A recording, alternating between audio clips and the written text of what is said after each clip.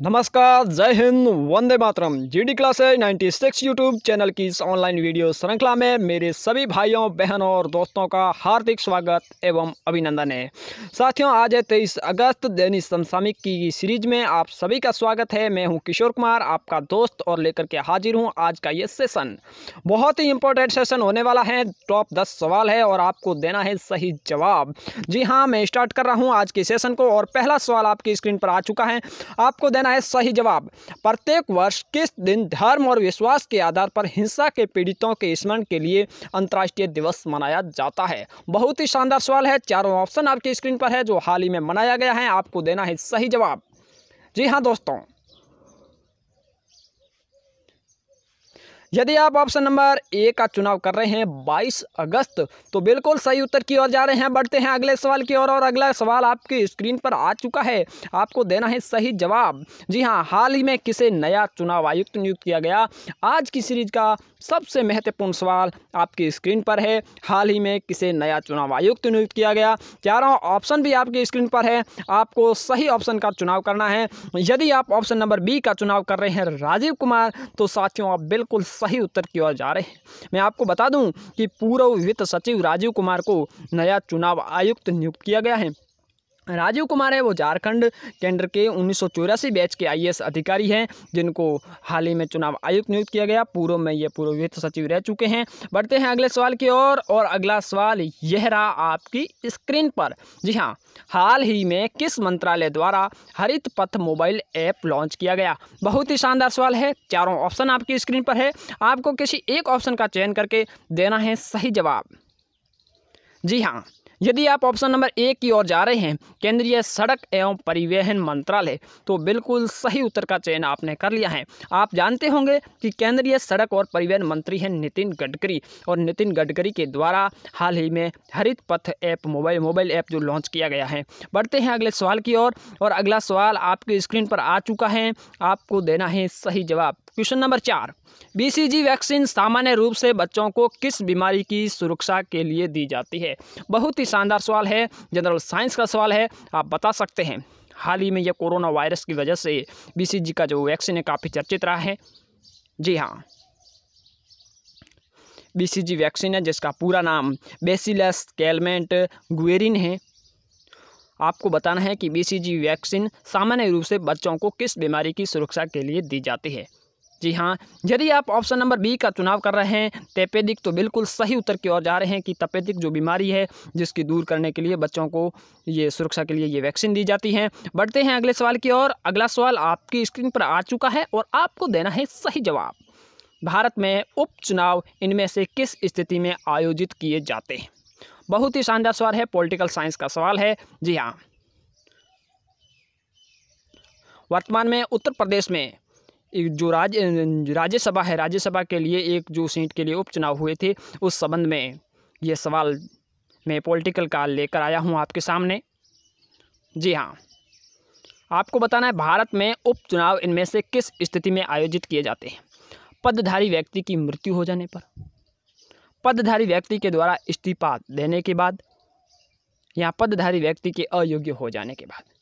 जी हाँ दोस्तों, यदि आप ऑप्शन नंबर डी का चुनाव कर रहे हैं कि इन चारों स्थितियों में, मतलब तीनों स्थितियों में उपचुनाव होते हैं, तो बिल्कुल सही उत्तर की ओर जा रहे हैं। जी हाँ दोस्तों, बढ़ते हैं अगले सवाल की ओर और क्वेश्चन नंबर 6 आपकी स्क्रीन पर आ चुका है और आपको देना है सही जवाब। आसियान भारत नेटवर्क और थिंक टैंक किस वर्ष स्थापित किया गया? जी हाँ,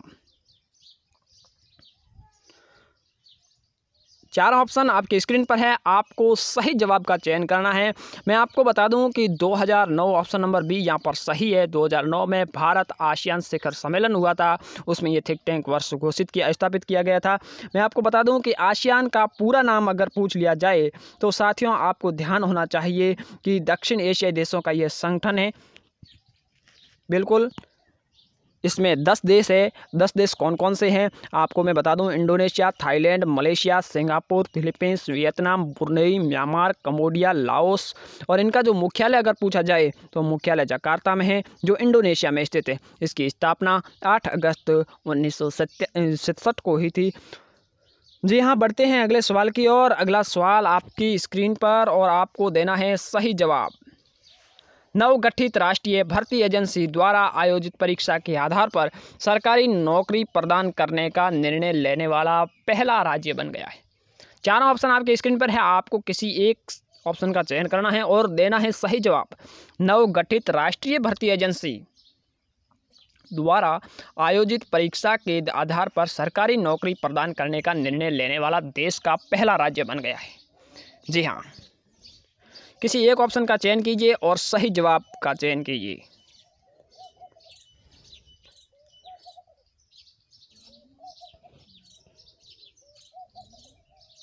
जी हाँ दोस्तों, यदि आप ऑप्शन नंबर सी की ओर बढ़ रहे हैं मध्य प्रदेश, तो बिल्कुल सही उत्तर की ओर जा रहे हैं। मैं आपको बता दूं, शिवराज चौहान की सरकार ने राष्ट्रीय भर्ती एजेंसी, जिसको हम NRA कहते हैं, नेशनल रिक्वायरमेंट एजेंसी, और इसके द्वारा परीक्षाओं को, ठीक है, परीक्षाओं में अंक जो प्राप्त अंक होते हैं, इनके आधार पर नौकरी देने का फैसला किया है। मध्य प्रदेश ऐसा निर्णय लेने वाला भारत का पहला राज्य बन चुका है और इस निर्णय के बाद राज्य के युवाओं को राज्य में सरकारी नौकरियों के लिए कोई अलग से परीक्षा देने की आवश्यकता नहीं होगी। जी हाँ दोस्तों, बढ़ते हैं अगले सवाल की ओर और अगला सवाल आपकी स्क्रीन पर आ चुका है।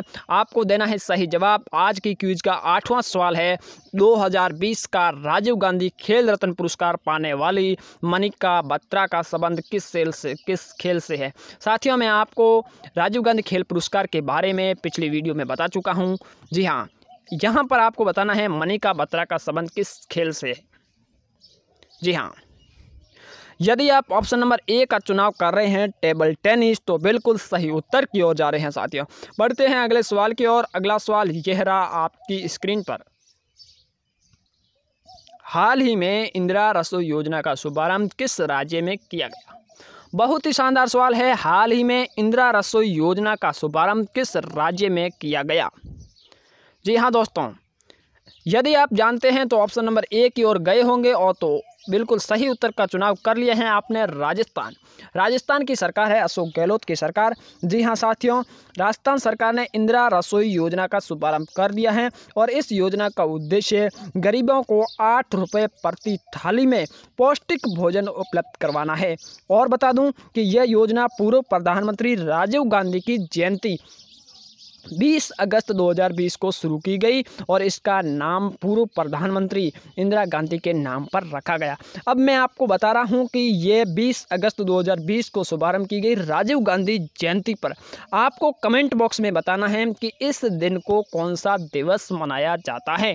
जी हाँ, बिल्कुल आपको कमेंट बॉक्स में कमेंट करके बताना है कि 20 अगस्त को कौन सा दिवस मनाया जाता है।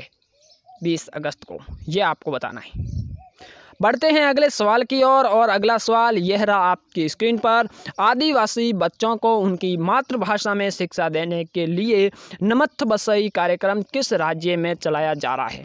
बहुत ही शानदार सवाल है। जी हाँ दोस्तों, आदिवासी बच्चों को उनकी मातृभाषा में शिक्षा देने के लिए नमथ बसई कार्यक्रम किस राज्य में चलाया जा रहा है। और ऑप्शन आपकी स्क्रीन पर आ चुके हैं, चारों ऑप्शन। आपको किसी एक ऑप्शन का चयन करके देना है सही जवाब।